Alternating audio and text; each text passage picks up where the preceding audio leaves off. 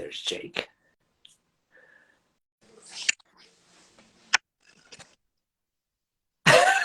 Yeah, I was like, Just a last oh minute God, I haven't judge. even looked at myself. Listen, I just got back from a bike ride, so I'm like puffy and red and whatever. So How are it's all you? good. I'm I'm good. good. How I are just got back you? home from the studio too, so I'm like, yeah, it's been a long day. Yeah, it, Yeah, was- it was so fun to yeah, see you yeah. It has. wear the jersey that inspired the yarn on your ride today. That's so awesome. I know you.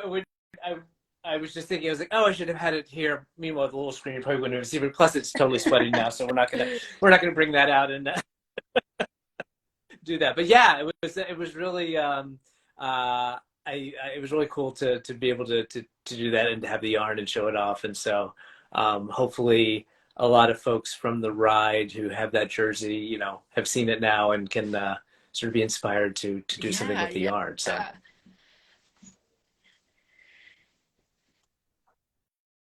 um how do you want Well, to I can talk, I mean, I can talk a little bit about like sort of like the Pride fundraiser, and then maybe you can tell us a little bit about sort of like the cycle, because I'm sure a lot of folks have like questions about the event, as like what it is. And so yeah, yeah. so when I started dyeing yarn back in like 2016, I started to spend every June picking like an organization that I wanted to support within, the LGBTQ plus community. And, we've done a lot of different colorways. We did our As I Am colorway that benefited the Trans Lifeline.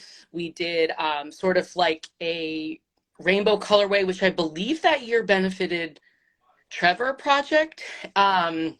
And then last year we did a colorway that inspired Trans Education Network of Texas.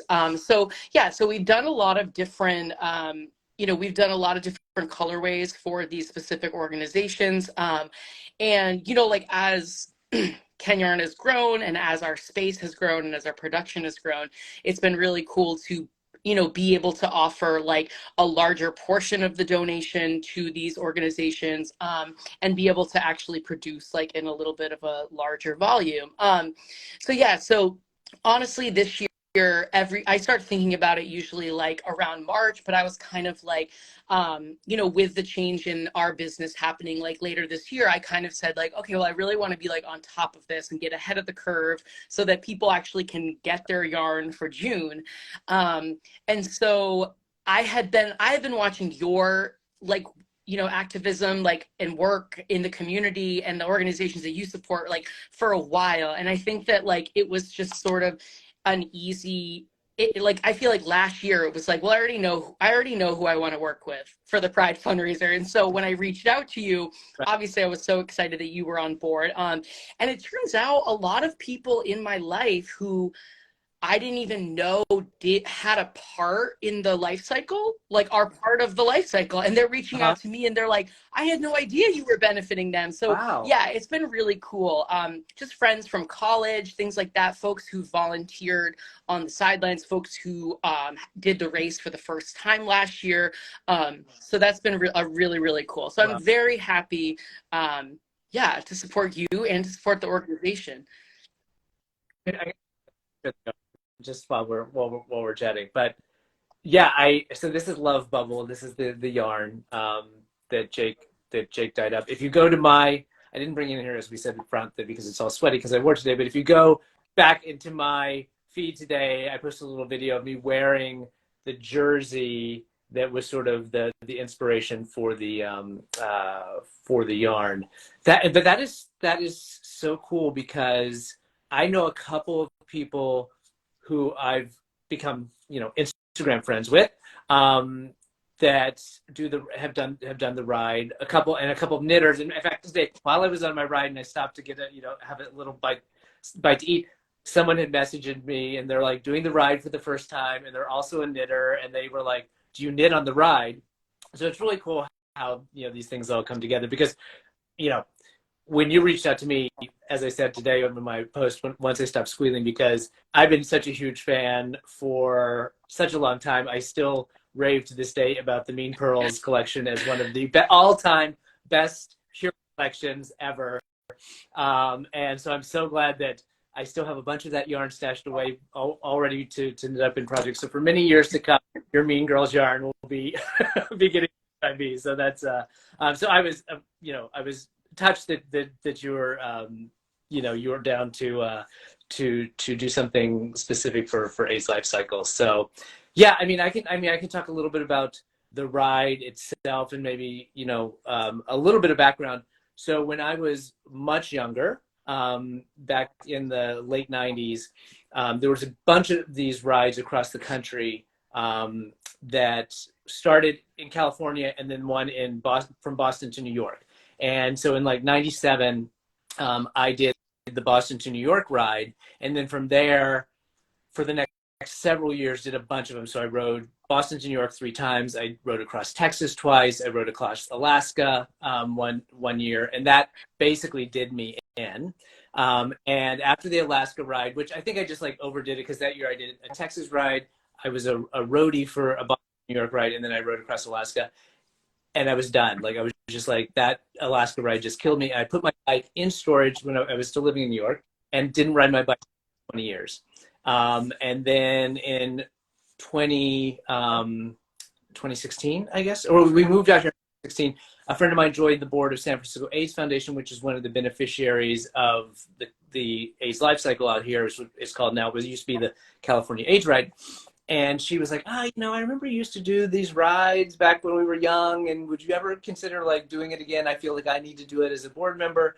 And I was like, sure. I have a little more free time now. And so that first year I got on my original bike, the same bike that I rode across Alaska, and did the ride. And was just like, I forgot like what an amazing experience it is to spend, in this case, 7 days with like 2,000 other people who everyone's just working towards one sort of goal, which is, just to help each other get through this really grueling kind of event, in addition to raise the money. So after that first year, I was like, you know what?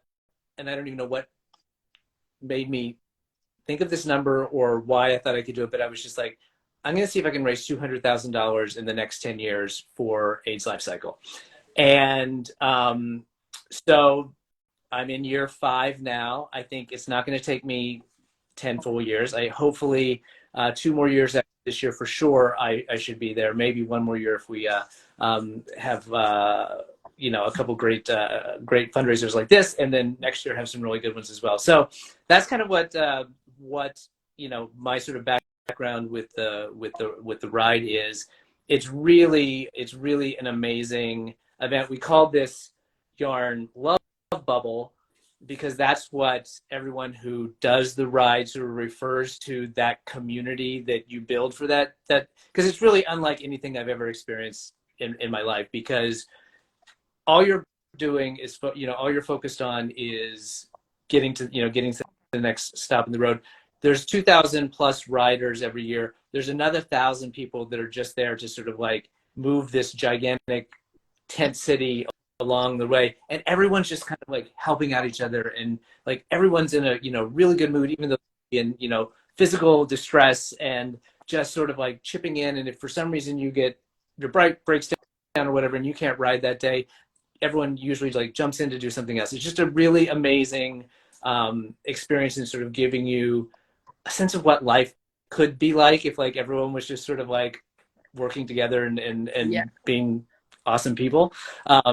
So it's a really fantastic experience, in addition to obviously all of the good that the fundraising does, because these are 2 of the organizations that have been from the very beginning at the forefront of the fight against HIV/AIDS. So these were San Francisco obviously was sort of ground zero, at least on the West Coast for sure. And they've just been instrumental in like all of the progress that's been made in the fight over these the last 3 decades. So So it's a Yeah, really fantastic I think fantastic event. I So remember seeing like the last time you did the ride, kind of like following along because it is really really fun that Instagram has like put us in a place where you can kind of like share your whole journey. Like obviously not while you're riding, but like I was like so blown away by seeing like the I don't for lack of like the production level of like the tents and yeah, meals and it's like getting huge. people to, I'm sure like first aid is a huge thing. Like, it's really, really good. I mean, it was really, really interesting and fun to see like, wow, this is like such a huge scale because, and yeah, I can't even imagine the community because like, the queer community, like anytime we get together for a cause that we're all on board, it's one thing, but that element where like you're really like trying to make sure everybody is like getting to the same goal in one piece. It was really really cool to watch. I mean, it's really it's just truly just magical experience. And as you know, and you are in pain, like you are, no matter how much you train, it is hot and like and it's a combination of hot and cold because it's usually really cold in the morning, and then you get sunburned and all this stuff. But then it'll be just when you like are like I can't do I could barely make it to the next pit stop or whatever, and then all of a sudden in the middle of the Central Coast in California at this abandoned old like church, there is a disco party with this group of bears that is called the Bear Disco Party, and there's like all these like giant guys in like tutus with a disco ball and a DJ and otter pops, like just to sort of like you know completely turn your mood around. Another amazing thing on the Riders is this little town called Bradley. I think there's only 200 people in the town, and the first couple years it was set up to be a pit stop. In the first couple years, um, the people were like a little worried because it's super rural and very conservative, and people were kind of like, how's the town going to sort of take it, and the town sort of came out and like had like it was a lunch stop, and they came out and they had like a little barbecue, and were raising money for the school or whatever, and it was very very popular, and some of the people from the ride were like, listen, you got to go big, you like these people like are here, and like they are willing, they're being supported by a whole army of people, their friends and family who've got them on this ride. They're going to be here to support you if you're raising money for the extracurricular activities of this school. And so they were like, just go big. And so I think, I don't know how long it's been going on now, but now they have this thing, they do a big barbecue, but they also have this thing called the $100 burger club.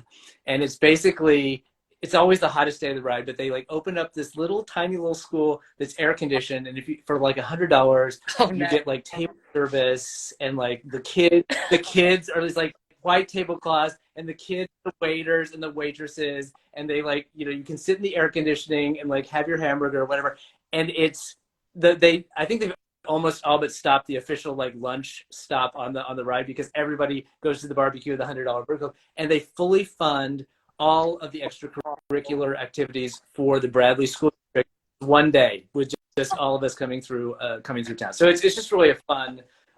It's just like another way the sort of this community is kind of Yeah, has spread out. So my friend, like, one of the friends who had reached out to me, I think last year was his first year doing the ride, but I think the year before he volunteered. But when he saw today, because he had seen like their Instagram account collaborated on my post, so it was on their page, which was like I amazing. He was like, there is no one better to be a volunteer to cheer and hand out popsicles than you, Jake Kenyon. absolutely, and that's the thing is like for folks who if you don't want to get on your bike and ride 545 miles on your bike. I honestly, one of the most fun experiences I had was being a roadie. I was like a pit, my whole riding group that we did all the rides together decided one year we didn't want to do it. And we were a pit stop crew for like, for a rest stop where basically snacks and everything like that. And we like dressed up as like construction where every pit stop has like a theme. There's like a drag queen one, and there's like the Wizard of Oz one. And, it's just like, it's wild. And it's so much fun to be a roadie. Like even just like the guys who there's usually three people who um, get your gear each probably, I don't know, there's probably 150 people on each truck, and all your gear goes in that truck every night, your tent and your bag and whatever. And there's usually three people who sort of load that and unload it every day, and then move on to the next camp. And every morning they have a theme where they all dress up, and like there's shows and people stand on the top of the one day going out riding out of like a rodeo ground one night.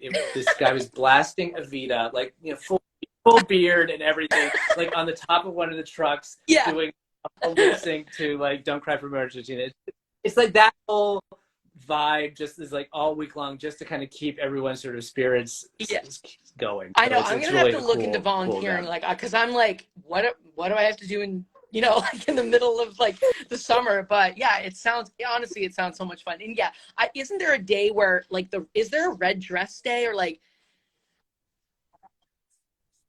So this is the I don't know how apocryphal the story is, but the story was, so it's the shortest day of the ride, and you have this like part of the ride that goes up this like switchbacks up this hill, so you can kind of see all the bikes as you climb. And one of the first couple of years of the ride said we should all dress in red so that when it goes up, it kind of looks like the age ribbon sort of climbing up the hill. Well, it took about 2 seconds for the gays to take let's dress in red to let's all wear red dresses. So now I think it's the Thursday, is red dress day, and it is wild. Like, and even like, I mean, because the ride is, you know, predominantly like LGBTQ folks, but there's a ton of straight people who do it well. And it's so funny to see these straight guys like wearing red dresses and just totally getting into it. And then people who ride in teams like will have a whole theme. So like the first year I did the ride, there was like 20 Carmen Sandiego. Cool. So they all had the big red hat, and like last year there was like a whole team Selena, and so they were all dressed as Selena riding that. And they did a big performance at lunch do you it's find really fun, that, yeah. like, I'm not sure, is there like there must be obviously all sorts of ages there, but like how young do people start the ride? Like, do you have to be 18 to do the ride, or? We do have to be 18, unless you're doing it maybe with a parent. Like, I feel like maybe not on the California ride, but I do feel like on some of the other rides that I rode that there were like some younger kids who were doing it like with their mom and dad or with their dad or whatever. But it is a huge range. I mean, I'm getting onto the older end of things, but there are definitely people like in their 70s do it. Yeah, I'm sure that's kind of what I was wondering. I'm like, I wonder what the oldest person is and like what the youngest person doing the ride is. Yeah. Yeah, and there's all sorts of skill levels. I mean, there are people who like are like avid cyclers. There are people who, you know, go into it knowing that they are not going to finish any single day of the ride. That they're going to, you know, they are, for whatever reason, they're like, I'm going to ride 20 miles each day, and then I'll, you know, they have a whole system for like getting you back to camp and whatever, and that, you know, that's what they're going to do. And then they're like super elite guys who like, you know, want to be the first ones out the gate every morning, and are like at the next camp like 4 hours before the camp actually shows up. So yeah, it's and everyone's sort of like, you know, do your own thing, go at your own pace. We always say it's a ride, not a race. You're just, you know, trying to get through. And they do make it, you know, every 15 to 20 miles, there's a pit stop that has food and beverages and you know, sports drinks and bathrooms, and usually doctors. So there's a full first, you know, medical tent. Sometimes midway through the day, there'll be a tent that has like massage and chiropractor, and then, you know, buses and things if you can't make it any longer. So it's a very well, I mean, they've been doing it since 1994, so they've kind of nailed it in terms of like the production and so the stops on the ride are sort of like camping, right? They are. So and that's how all of the rides always were. The California ride, I guess, just because of where you stop, there was always this sort of because I don't think anyone ever did it in Boston, New York, and certainly not in Alaska, but where you're always stopping in towns, and so there are options for motels if you need. Except one town really only has like two, but and that was the sort of what I said to myself when I started back in after 20 years off and being 20 years older. Is I was like, I don't think I can do what I did in my 30s in terms of the tenting. And so, except for that one night where we often have to like go use the tent, I ride with two women from San Francisco, and the three of us will share like a motel room each.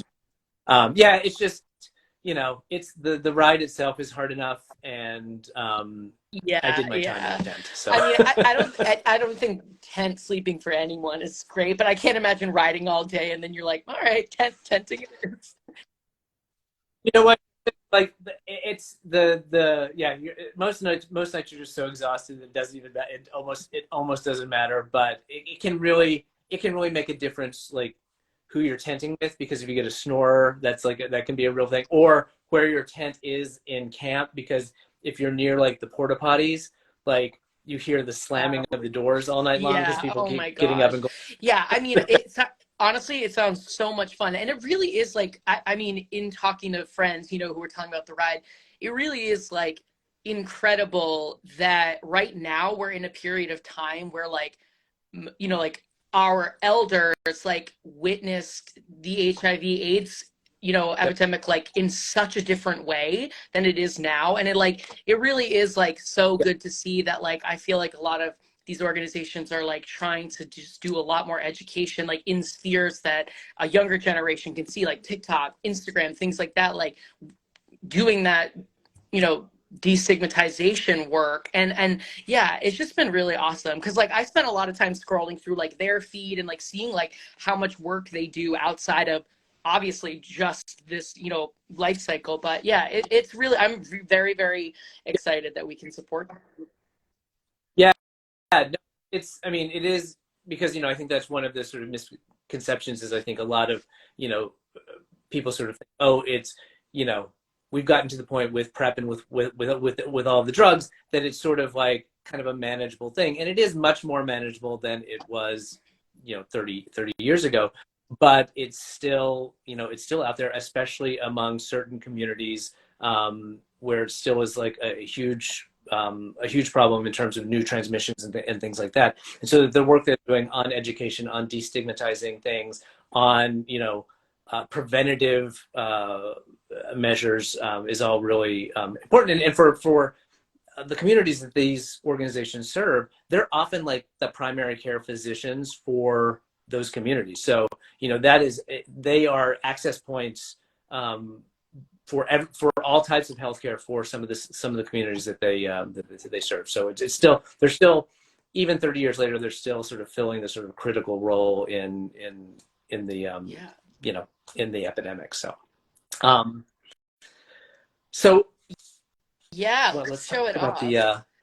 the so so this is the yarn, and it is on your Aurora fingering, Hmm. which is 80/20, 400 right? yards. Um, and it is 400 yards. It is up for Hmm. pre-order now through the 25th, and $30 I'm sorry, a skein. Yeah, $31 a skein. Is that right, or that's 30? Okay, it's I have all another I have good. It's another all thing good. that yarn for my long this $31 a skein. And so this is going to be up Um, for pre-order. And what's the well, turnaround depending time? on how we're hoping 6 to 8 weeks. Try to be, yeah. Okay, okay. So you'll be able to get your yarn ahead of June, so you can knit on it all Yeah. during Pride. Uh, and so one of the things that in camp is, like, as I said, it's cool in the morning and cool in the evening. So everybody has beanies and stuff on in camp. So I know for sure that the skein that I did of the swatches, and I'll show the swatches here in just a second, is definitely going to be a beanie for me. And I'm hoping I can find the time in the next 2 months to get that knitted up, so that I have it to wear in camp. And I think it's going to be I don't know if you know this, the Not Too Tart hat by I'll have to look it Fatima up. at Disturbing the Fleece. Yeah, it's it's a normal looking beanie it's ribbed rim, and then it kind of has a couple of different ribs of varying sizes. I made one for a friend of mine who was going through chemo, and it turned out great. It's a really fast project. So I think that's for sure going to be the one that Yeah. that I make for myself. And this colorway is Here. like really, really fun for anything knit in the round because the pooling, it doesn't zigzag, it swirls. So like you get that kind of like that Ooh. different look. Um, Yeah, I was get this sweatshirt. It was really cool to see um, how the pooling kind of happened in the different things. So here's my my stockinette swatch. And obviously it's going to change the what the longer your rounds are. But it kind of got this not quite stripe, yeah. but kind of like wavy stripes, which I thought was really, really cool. And then I did a swatch with half That double one was my crochets. favorite because it kind of showed you the Z's. It looks Yeah, really cool. yeah, it's giving me like if you had a camouflage, but Yeah, made it out of yeah, blue snow cones. That's what. But yeah, when I did not so much in the skate, but when I ended up, it was totally giving me like yes, we used to get like red, white, and yes. blue snow cones when I was a kid.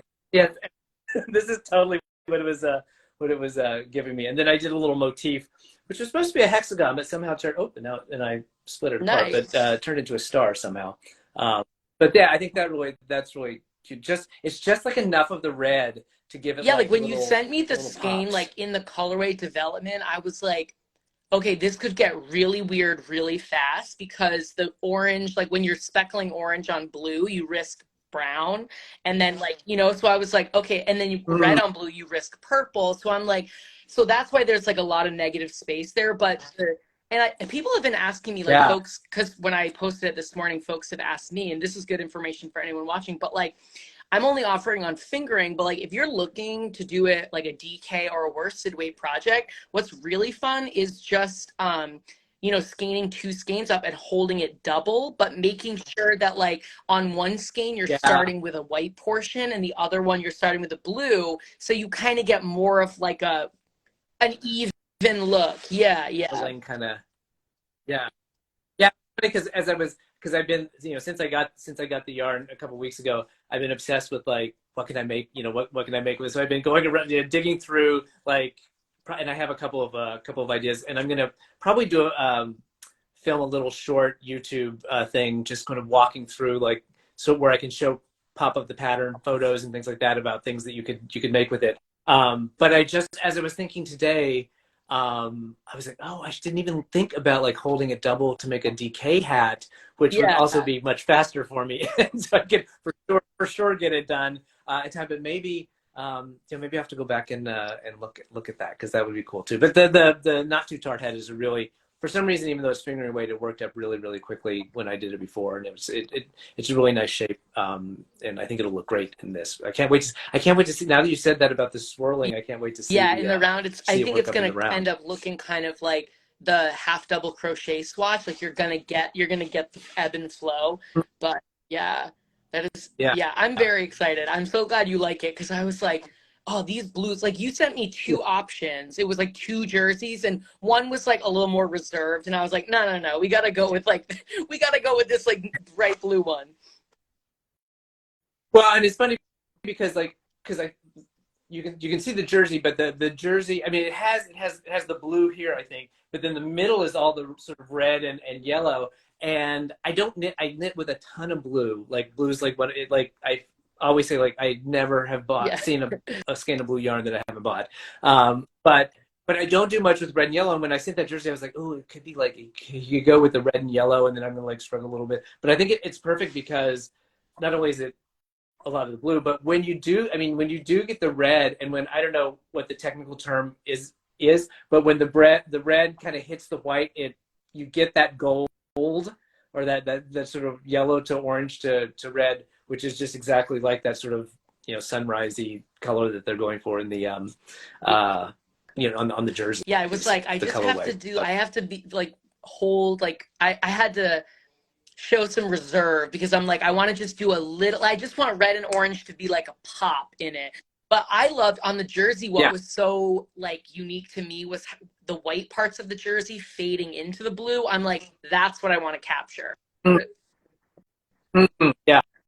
Just, I mean, and you get, I mean, you get almost, I mean, even down to like very close to like a navy, but just these like really were just this super, super pale blue. I love it. And I'm actually obsessed. I haven't found it. I mean, I haven't found the yarn yet, but I'm kind of obsessed about trying to do a fade from like that sort of mimics the jersey, like from the blue all the Nice. way to like the yellow.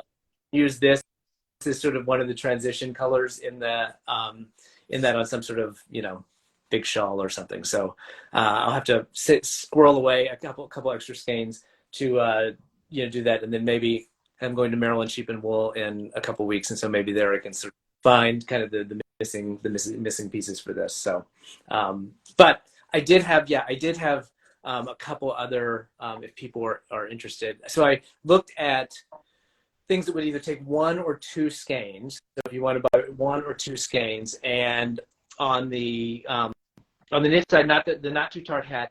Do you know Casey knits? I Casey, think I don't so, know. It yeah. begins with an H. Yeah, really. So I think probably just because of this, I'm interested to see how it works up in sort of some like lacier patterns, because I think that sort of open space is also going to look really cool. So she has a cowl called All Islets on Me, that I think would be really really cool.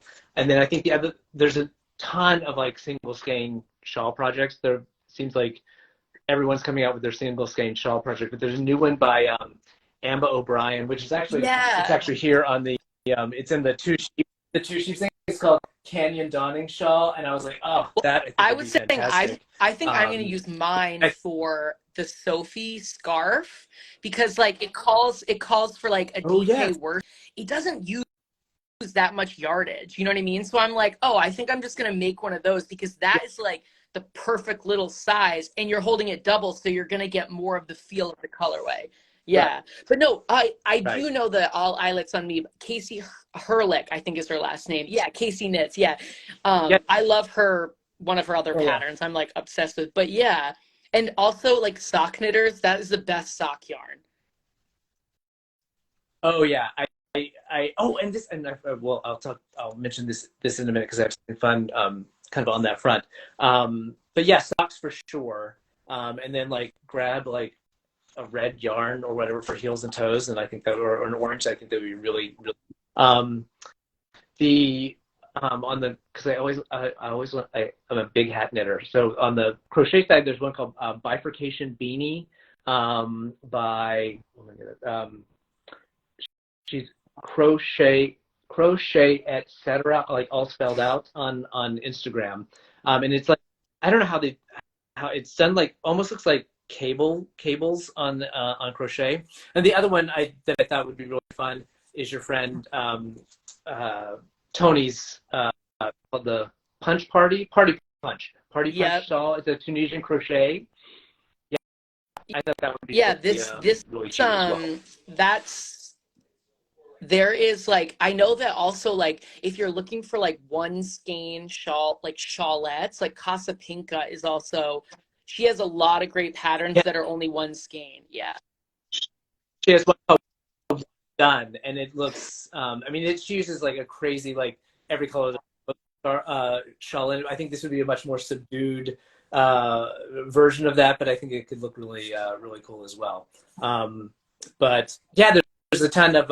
I think what I'm definitely making the not too tart. I think the other thing I was looking at it today that I may, because I think it only will take Oh, two, is the dotted I rays. knit that earlier Um, this year. Yeah. It was it's so how, fun. how It's was and that? also it's like great like Yeah. mindless knitting, you know what I mean? Because you're like, all right, once I know the repeat, I know the repeat. That is my type of knitting for sure. Oh, definitely. Yeah. Yeah. Especially as right now as I'm in the midst of training, because I feel like all I do is ride the bike, and when I come home, I barely know my name. And after like like Saturday, it was like 4 hours on the bike, and I was like I came home and like all. I mean, I want to be knitting, but I can't do anything Yeah. that requires any sort of concentration. So, um, yeah, so there's tons of things out there. And like I said, I think I'm going to do just a quick little, not a regular YouTube episode, but just like a quick kind of like, here's the yarn, show the swatches, then walk through some patterns that I think would be fun to work on with. When you said the sock, it reminded me, not that anyone needs an incentive to buy fabulous yarn, but I run a series of knit alongs and crochet alongs that are also fundraisers for my AIDS Lifecycle, and we're in the midst of one, but we have the Pride one that's coming up June 1st, and I've announced the crochet piece, but not the knit piece yet. But when season 3 of my knit alongs start in the fall, and we'll have a knit project and a crochet project, they're also going to be sort of the kickoff for a longer clothing drive that I'm going to be trying to organize for Knit the Rainbow, who provides cold weather gear for LGBTQ plus youth living on the streets or experiencing, housing scarcity of some sort or the other. It's run by a really awesome guy named Austin Rivers in New York, and now branching out into Chicago. So as part of that push to knit accessories for knit and crochet accessories for Knit the Rainbow, I'm going to be running prizes and giveaways and things like that. And there is going to be several bonuses there in terms of getting your entries to the drawings for the giveaways. And one of them is if you use cool. this yarn to knit something for Knit the Rainbow. It could be anything. There's going to be a couple other ways to sort of boost your chances of winning. But if you use the Love Bubble Kenyarn yarn, you are going to get a double bonus in terms of like your entry tickets into the giveaway for doing the Knit the Rainbow thing. So buy some now, stock up, so that when we get to the fall and we start knitting for Knit the Rainbow, you can have that to that's use awesome. Yeah. So it should be fun. I'm really looking forward to the knit along in the fall is all going to be accessories, and then not that people have to donate those specific things to Knit the Rainbow. If they want to, that may be another bonus. But then they can go ahead and knit, their normal kind of charity knit stuff for Knit the Rainbow, and we'll keep tally of everything. So it should be a fun kickoff for the new season. Yeah. After I have my rest in July. Yeah, you're gonna need the July downtime before jumping back in there. But well, and what about, you've got a lot of really exciting stuff coming up as well. It's public news, but we're closing down the dyeing portion of Kenyarn. But that's, not going to be the end of, advocacy work and, stuff like that, for our Pride fundraiser. But I'm moving more in a direction where like I'm focusing more on pattern writing and my button line. I have some like really, really cool stuff planned. It's just, shutting down a studio is a little bit of work. So Right. yeah, but if anybody is local, like Mass, Rhode Island, New York, Connecticut, we have our farewell show on April 29th, which is essentially going to be like, we have like tons of like stuff in our inventory. We have like a ton of like buttons, stickers, merch from old old collections. We have a bunch of Mean Pearl stickers, right. Yeah, we have like a ton of really fun stuff. And then, we're doing it actually at our studio, which is exciting. We got it catered by like a local like artisan donut place, and there's going to be music and stuff. So yeah, so we're just like looking to have a fun day, kind of like selling a bunch of stuff, but yeah, and a lot of it is gonna be on sale too, like, you know what I mean? But yeah, we're really excited for that. But yeah, if you're not familiar with Kenyarn, and I'm also going to be doing our book clubs more often. Yes, yeah, so we're doing oh, cool. We usually do twice a year. We feature like a book written by a queer author, and we end up, in most cases, we have a colorway specifically dyed for the book, for the project. We all knit the same project and read the same book. It's really, really fun because we also do we operate everything out of Discord. So like we kind of have this like ongoing chat room as we're all reading, and like it's great. And our final meeting of every book club, we get the author to come on and like answer our questions and like have like a final Zoom together. So yeah, so we're in the middle of one of them right now. But if anybody's interested in book club, like totally keep an eye out. That's awesome. So well, so you're gonna are you gonna continue dyeing Well, yarn what for I'm that, hoping to or do is uh, actually like, have the chance to like amplify other people who are getting started out in their dyeing journey and like working in collaboration and try to get like special colorways for the book club.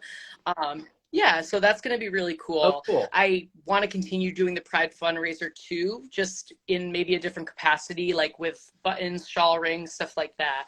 But yeah, and I have a lot of patterns that are coming out within the next few months, so that's really cool too. Well, I wanted Yeah, to do a knit seriously, along or a seriously. crochet along.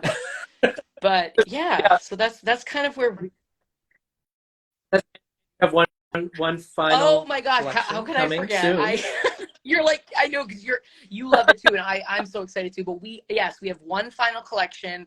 The pre-order is April 27th at 7 p.m. on our website. It is themed around Steven Universe, one of my all-time favorite stories. It is a cartoon. But yeah, it is all the love that people need in the world right now wrapped up into a show. And I think that it's like the perfect color palette to see Kenyarn out in our farewell collection. Oh yeah, yeah. I mean, it's a great IP to like play with color because it's just it's so. And in fact, when that's I was like, oh gosh, it's been so long since I've seen. And so I went onto whatever streaming service it plays on, and I was like, I just started Yeah. playing them, and they're like 11 minutes long, and it's like perfect. Like But sit yeah, back it's and 12 watch colorways. them. I photographed, that's what I was doing all day. I photographed all 12 colorways. Um, and it's all available just on our fingering base, like, in preparation for closing things down. But it's a huge palette, which is really fun. It's also very summery. So it's going to be really exciting for folks to have like for lighter weight knits, for the summer. Well, Mm. hold on. What character are you most excited to see? And it's funny because I watched it a while back, but I never like got through all of the seasons. I just because I just started watching it. I mean, Garnet obviously like I think is Yeah. just like so kick ass and like such like a um I love Lion. I don't know why. She's just so random and surreal and yeah, and yeah, those are Well, probably the two that okay. like I think jump that out I'm at me. gonna But I think it's great that you get to pick the first reveal because I always have a hard time. So I will do Garnet. Yeah, we have oh, Garnet. okay. It's Stephen, Garnet, Amethyst, Pearl, Peridot, Lapis Lazuli, and then we have Jasper and Yellow Diamond, who are like the villains. And then we have Bismuth, Okay. who, if you haven't gotten to the end of the show, Bismuth is like a real reach, but she Yeah. is like in the final season a really big character. And then I did two semi-solids Okay. that really are they're just like very essential summer palette knitting. And in honor of Beach City, the Okay. town that they live. Yeah. Beach City. Yeah, so Beach City is its own character. So oh, that's awesome. I can't wait. I'm gonna It's shout gonna you be out tomorrow when I reveal fantastic. So Garnet, because the reveals, okay, so those are yeah. coming out. Oh, you're gonna So do we'll the have first one reveals tomorrow. Awesome. reveal Awesome. every day of the week for the next like 2 weeks, essentially, leading up to the collection. But yeah, and then Okay. I'll do an Instagram live where I show them off and stuff like that. For sure. For sure. Oh yeah, I can't wait. That's gonna be exciting. Um, well, I don't want to not waste, but I don't want to take like all your whole evening. But I'm going to hold up the yarn again. This is Love Bubble. It is available now. Um, it is $30, 17 of which goes to AIDS Lifecycle. It is the pre-order is open until the 25th. Please go grab some while you can. I'm super excited. I honestly I can't believe that we're being able to do something fun like this and like have my own special, not my own special, but an AIDS life cycle focused colorway. I think it's just such a awesome way to celebrate the event and to celebrate the Pride fundraiser. And I'm just really touched that you thought of me to do it. So Yeah, and thank you it for was working just with really me, cool. honestly. And yeah, you're gonna save this live too, so we'll share the live. Yeah. I, I'm going to try to figure out a way. I've to get it up also as like a short, just on a YouTube thing on my YouTube channel. So if folks missed it, and I'll post it in a couple Facebook groups in case people who aren't on Instagram have a chance to take a look. And then, like I said, a little YouTube later today or tomorrow, just kind of walking through some pattern ideas and talk a little bit more about yarn and Awesome. show all Well, the thank you swatches so again. much, So, Gary. I'll be in touch, but yeah, so thank you so much for doing this and have a good absolutely. rest of your night. I'll talk to you Thank soon. you Bye. too. Take care. I'll talk to you soon.